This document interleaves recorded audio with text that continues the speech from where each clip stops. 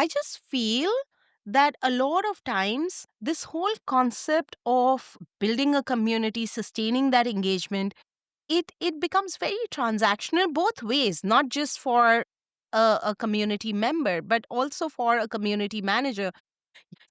I mean, That's I my issue. think no, and it's a good call out. I think you have to do both. I think there's a level of consistency that people crave and want within a community, and creating those consistent experiences is really important. And a level of variety in Hmm. events and the Hmm. ability to connect folks. And one of the things that I am pretty good at is I'm one of those connectors. I just like have a brain where I shuffle people into my heads based on the things that I know that they know and what they're working on, and I go, "Oh, great, these Uh-huh. two people should meet. Why do they not know each other?" Right? Like, and I assume everyone knows each other, but I've gotten used to just connecting people when I know that they're solving similar problems at similar size industries and businesses and enterprises, and I think that that element of meeting someone new that's solving a Yeah. problem that is so like, you know, there are sometimes, and we are lucky to see these folks because they come to us. There's sometimes only 20 people in the world solving a particular problem in a particular size Correct. industry at that scale. And I know all 20 of them. So what is my role in this to be able to bring them together, whether it's Hmm. under the tight knit umbrella or not? I don't mind. It's just about helping these people move it further. And look, I won't, I'm not wrong in that I'm creating a lot of goodwill with doing that. I think a lot of people forget that, I agree. It doesn't always have to generate revenue. There's a lot of Yeah. goodwill you can build, and goodwill creates a gravity, and gravity Absolutely. It's a is the trap. revenue. Yes. So Yeah. I think that when folks are thinking so linearly, how do I solve this problem and then this problem and then this problem, rather than this creative cycle of marketing, which I think Hmm. that's what I'm Hmm. so excited about, Aparna. Like, why I'm really excited about your space is the level of creativity that is coming to And say, we're oh, let's give a craving for badge it. for this. Yeah, we've been Yes. all craving it. We all want creativity back in our careers to be able to say, I want to do that thing. And with Tight Knit, Hmm. it's X cheaper. I don't need to hire Yeah. someone to do it. Let's go do it. Let's go test it. Let's go Correct. experiment. It's all an On experiment. on that note, because you're saying what can happen in TightKnit and what's it's capable of. I want you to distill it down for me and for people who are listening in also, obviously. But what are those top three things every community must offer today to feel alive, to feel valuable, other than what the regular classic engagement and I want account penetration and stuff like that? No, I want to know Yeah. what really matters. Yeah. No, I think, there's a few things. Macro level discovery, like you need Mm. to put your community out there. You need to put it on your website. It needs to be on your top level IA. It needs to be there so Yeah. people go, there are real people that use this platform, and here's how.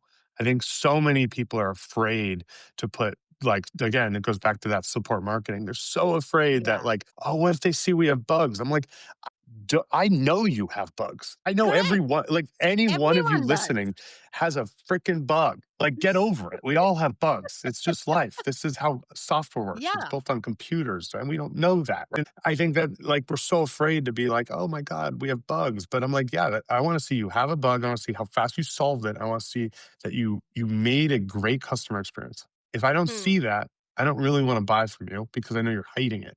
And I don't like companies that hide all of their inner workings. I want to be Correct. able to see it. I want to be able to work with them like a partner rather than as a customer. So Hmm. the more you can feel like a partner for your customers, the better. And you should do that. You should be as transparent and open as possible. People are Yeah. always shocked that I'm in the community all the time myself. And I don't see that changing ever. I think the CEO needs to be in the community all the time. They need to be Absolutely. answering questions. Absolutely. Yeah. And I think that that element is so important when thinking about building your brand and being that human first Hmm. company. So, what if you have to give another one, which everyone should have on Yeah. their community side? Okay. So I believe in onboarding is one of the most important things for a community. Hmm. I actually describe it the same as an in-person event too. I think you have onboarding for in-person, you have onboarding for, you have IRL and Yeah. URL. Everything's important to onboarding. The first 5 minutes is so important for being able to get someone into a space, explain to them quickly Yeah. what this space is for, where they should go, what they should try first. Same with in person. You want the first 5 minutes, you want them to see that they're welcome. You want them to meet at least 2 to 3 people. You want to get Yeah. a drink or some food in their hands. That same idea of IRL, that first 5 minutes starts the whole event. And Hmm. so Hmm. URL, which is, online, that's that first 5 minutes kicks off the next three Yeah. months. Can you create an experience where as a customer is onboarding in, you're providing them with access to just the channels that they need to start with? Yeah. Yeah. Those channels have content in them and that people are discussing. We can talk more about how to do that. Hmm. Hmm. But being able to show someone that they are not alone in this process and that there are Yeah. new people joining all the time and that it is a space that is open, that it is a space where they can feel like allowed, the allowance of being able to post and not Yeah. feel scared about it is so massive, right? And so I think that's that onboarding experience. There's always ways and creative ways to build it personal to your business. And I Correct. can't say Tight Knit is going to be your only solution. Get creative, Hmm. build a great experience for what you know of your member, but we'll help accelerate where we can. Wonderful. Yeah. Because I think most of us are chasing engagement like confetti and, running behind these how many posts do we have per week, and are these ask X advocate to go ahead and put in a post, or ask them to respond to a post. I think that's really not the way to look at a community, and that's really not valuable also if you're going to chase certain people. And I'm part of a lot of Slack communities myself. I recently joined the tight knit one, but then at the same time, and I've joined because of curiosity. We're not users. I joined CMA community, and that's how I got to know you. I joined this community called Women in Revenue, and it's Yeah, very another interesting one. how we've gone ahead and spoken on multiple topics. And there are just times that I open it when I'm free. And I'll see, okay, there's this question, I can add value to it, and I respond. I'm not pressured to be a part of community. I voluntarily go there and I love it. Yeah. And that's what, I think the thing when you're thinking about communities, the reason we fit so well with brand communities Hmm. is that 9 to 5 community versus your 5 to 9 community. We want to be your Yeah. community Yeah. throughout the day. We want to be your career building. We want to be part of whether you're taking a quick break and you're jumping over to Women in Revenue to learn some best practices, or Yeah. coming into the tight knit community to check out what new functionality we've got or what other community problems people are running into. That part, and I think COVID really helped us create Oh, it that did. kind of It did. space Yeah. because we said, look, our 9 to 5 got, community had a big wave during COVID and then it had a Yeah. big drop as soon as we came back in You're person. right. And now we're on this great upwards wave. And I think this is part of where AI has created this for us, this Hmm. Hmm. authenticity wave that even though we aren't all in person, Yeah. or we aren't all online anymore, we are trying to create more in person events. We're trying to create more online events. We're trying to create more experiences for our customers and our partners so that they can connect with each other. It's knitting us together. So yeah. Yes. Let's assume that I have to start my startup. So one customer marketing startup to another. What has been the hardest part of building a company like TightKnit? What have been your struggles with Yeah, I mean, I think community? building any company is hard, and I respect anyone who takes a moment to go and be a founder. I do not recommend it. It is a grinding experience. Um, That's encouraging. yeah, and I would say you have to do it sometimes. Like you Hmm. do it if you Huh. have to do it. I think it's one of those where what's so amazing about building a company like this is I get to speak with people like you, Aparna, and I get to speak with our customers where as Yeah. soon as they go from like, nothing to something Yeah. and their eyes just go, wow, I can't believe I just did that in 5 minutes. And then they're like, this is so cool. This is a huge unlock for me to be able to grow my career. I get tingles because I Yeah. get to say, wow, I helped deliver that for somebody. But to get to that point is a grind because what it is building trust for, Hmm. years and thinking about longevity of the business and proving that you are Absolutely. going to be in this for them. And I think that is hard because what I tell new founders, this is important for anyone, even existing enterprise companies, is I Hmm. say, look, you want to kind of start, you should always start with the community first. And I get it. Obviously, I'm biased, but the reason I say start with the community first is you want to prove to people that you are solving a problem, not building a Yeah. solution. It is really, really hard for, I'm an engineer and product manager by background. It is Hmm. really hard for engineers and product managers to To not do that. keep that away. Yeah. Yeah. Yeah, it's really hard to listen and not build. And it's like, just say it one more time. Listen, do not build. If you can Hmm. just focus on getting those problems first and lining them up, it's so important to be able to get that first and then push through to actually go build the solution once you've built the trust that you understand and know the problem and you can feel and understand your customer and they understand you. They understand what you're going for. And Yeah. I think that that's so important when you're starting a new company. So I always tell new founders the first thing you do, start a Slack community, add in 10 of your design partners. Don't be worried.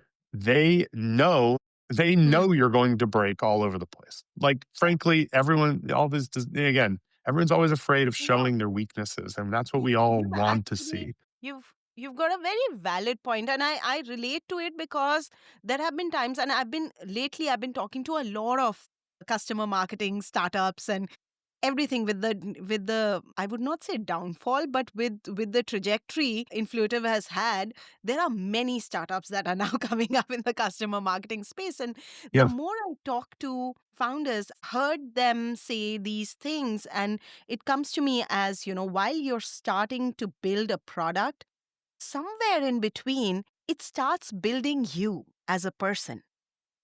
Yeah. And I think it's a beautiful way of coming up with addressing a problem rather than being that solution and thinking that, okay, I'm going to do this. Like, yeah. Yeah, and what's been fascinating is, whether it's Influitive or Hmm. Khoros, the change in the market Yeah. shifted so quickly in that the old companies that had been around for so long, and a lot of people said, "Oh, let's just go with this because I did it the last one. It Yeah. kind of worked, but like we know it's going to do what it needs to." Stopped. It just stopped working all of a sudden. And because people are wondering why all their engagements dropping. They're wondering why, Chorus is getting bought by PE and sold by PE and all these Yes. PE companies Yes. of 20 years. It's like this is what happens when a massive shift in the market changes. Correct. And so Correct. we have this opportunity, and I don't just mean TightKnit. We have this opportunity as customer marketers and as community Right. leaders to rethink how we're doing things. To Hmm. say, look, we're not going to make the same antiquated mistakes, these same old school digital forums that we like Hmm. hope people will use because they'll come to us. Let's go Yeah. fix that.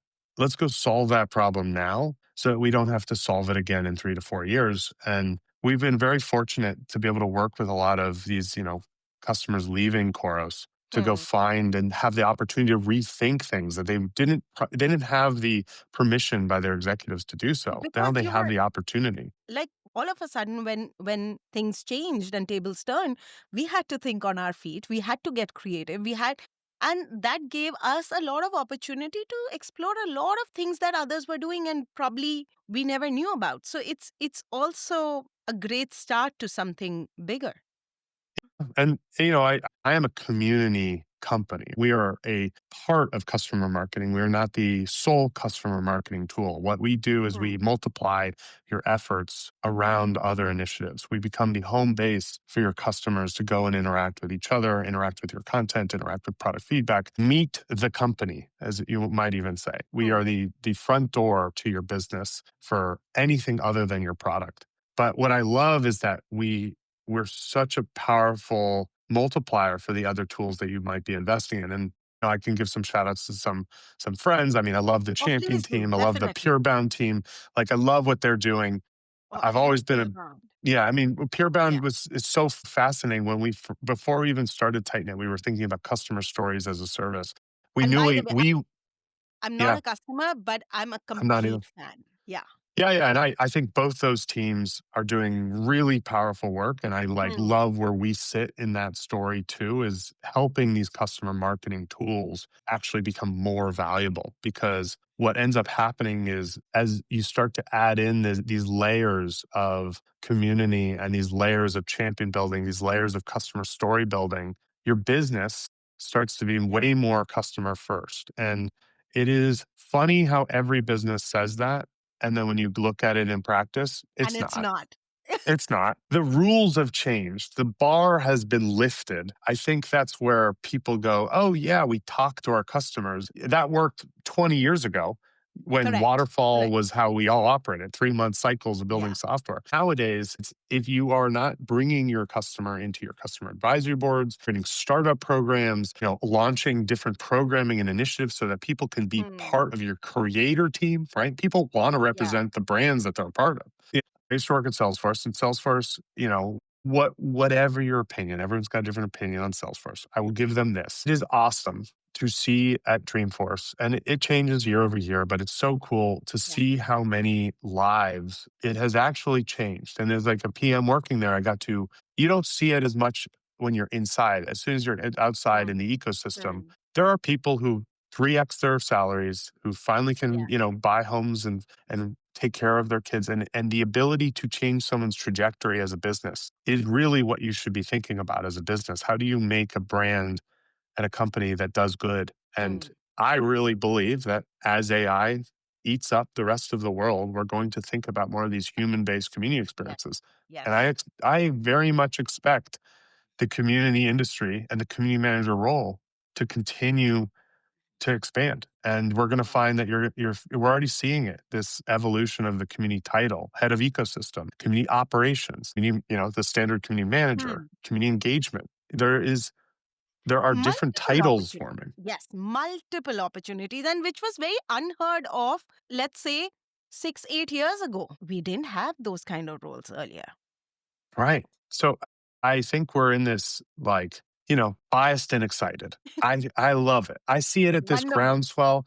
I'm seeing everyone launching these communities. We're working with some of the best enterprise businesses in the world that said, look, we're not going to sit on our laurels anymore and say because we're a great Uh-huh. brand, things will continue to happen. They're Yes. saying, no, no, no, we got to get to the ground floor. I mean, here's a one I got to I love my stories. It was a great call out. I went to the Stripe team has been doing incredible work with their community. I went to a Mhm. space in New York called Versi, and I show up and I'm in this space and I'm meeting an 18-year-old kid who had just dropped out of NYU. And I'm not telling anyone to drop Uh-huh. out, stay in school, but Ah, it wasn't right for him. And yeah. I'm blown away by one, the excitement that he has of just being in a space with other Hmm. I don't think I'm that great. He's excited to meet me and like learn about what we're doing. And I'm like, okay, so there is a massive opportunity for young people to be able Yes. to take these spaces and lean on each other because the job market's so bad for them. And Yeah. I think there's this growth that's going to come out of this movement here of young communities of people. And I'm not going to be invited to them. I've aged out, but they are going to create the next generation of human driven businesses because they see it, Hmm. they get it, they understand it. And I I want to be like able that. to help them deliver that next generation of Yeah. personal companies that we feel a part of and we Hmm. trust because we know the people inside of it. And it's not about the company, it's about the people. Wonderful. Humanization of community. Oh, I wish it was never needed to be said, but I'm glad someone said it. Now the last question, and it's going to be, I hope it's funny because most of the times it's funny. Best advice you've ever received in your career, which is not funny, Ooh, but the worst one you've received in your career. So I need to know both. okay. So the best advice I ever received in my career. Yeah, I'm gonna give it. Actually, I'll give a shout out to a guy named Ted Kahn, who was an architect on my team, and I was a brand new product manager. And it was really good advice. I think Mhm. it was not about what you do, but it's about what people think of you. And I think that was he basically said, you want to build your internal brand within the company and you have to define what that is. Are you helpful? Mhm. Are you the person that people go to when they need innovative solutions? Are you the person that's going to lend an extra hand to help someone get something done when it means nothing for them? And I said, yeah, that is what I like. I want to be that. I don't want to be Salesforce product manager. I want to be the innovative guy that people say, when we don't know what to solve, we throw it to Zach and he's going to figure out something for us Mhm. to get it working. He's going to take some duct tape and scrap this thing together and see if we can solve it for the customer. And I think it really worked well for me thinking about it. I think it has a lot to do with this whole like, again, it's chasing the problem, not the solution. You want to be the person that chases the hardest problems in a business and says, I want that. And you're not saying it doesn't fit within my standard box job description. If you want it, I love take it. that. And I Yeah. think that that is something we look for as well when we try to hire is can you define the job? Not can you do the job? Can you define the job that you're being assigned to? Yeah. Because any JD, any job that someone creates gets old within 3 months. It's the Absolutely. time and place JD, Totally. but can you define what you want within your career is how you actually build your job. Having And I that think kind that's of my advice. intention and the intent. Yeah. Exactly. Build your career with intention. Ask for things. Be very clear about what you want to go do. And if it makes sense for the business, ideally they give you, the ability to go do it, but find businesses that let you take those risks where you can go and extend yourself Yeah. to go solve problems that you know you're good at. I love this. And the worst one now. What's the worst Okay. career advice? Worst advice. I mean, it kind of goes into that lens of like, don't always look at what you're supposed to do and say, this is what I'm supposed to do. Because I think the struggle is sometimes you're realizing that your manager just wrote that down really quickly. They have their own careers to look after. Yes. Yeah. What you want to be able to do is help them look good, help them look Hmm. good to their Hmm. boss, help that boss look good to their boss. And I think that's the way you think outside of the box is you're thinking not just like what my job description looks like, but Yeah. really what are the things that are going to make the company better that are going to build your brand without stepping onto someone else and help everyone look at you as this example of how to build their careers. Yeah. Totally. I love that. Maybe I'll give my little outro for some of the folks. But yeah, we're tight knit. If you're interested in building a community brand, right, and you're thinking community led, check out TightKnit.ai. Join our community. Reach out to me in there. Please. You'll probably get an automated message from me, but I live in there, so it's a real person behind the scenes. I'll share your LinkedIn Perfect. link on the description of the podcast. I love it. Thank you, Aparna. Yeah, and I mean, go jump on Aparna's podcast because she's doing amazing work.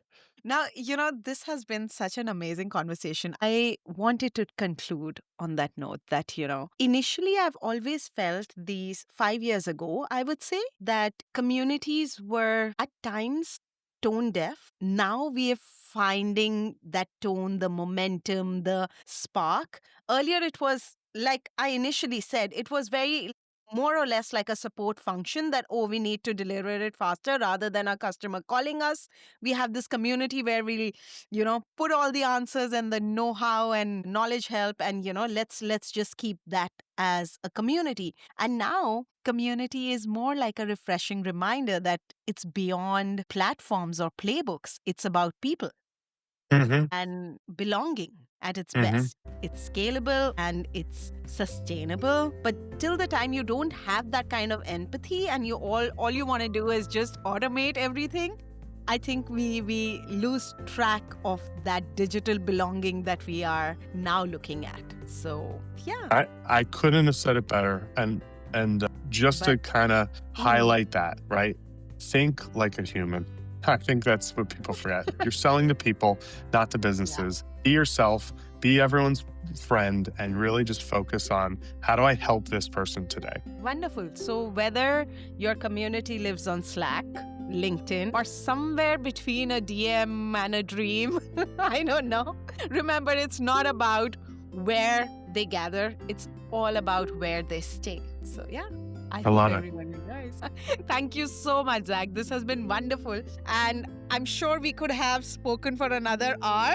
It's just that Sorry, I'm the talker. I love it. Thank you. And I will set up some time so that we can just talk and brainstorm. So I love wonderful. it. Thanks for having me, Thank you. Aparna. Thank you so much, Zach. Bye. If you found today's tea piping hot, don't forget to stir the pot. Share it, rate it, and bring a friend to the table. Until next time, keep turning loyalty into leverage with me, Aparna, and the Loyalty Talks podcast.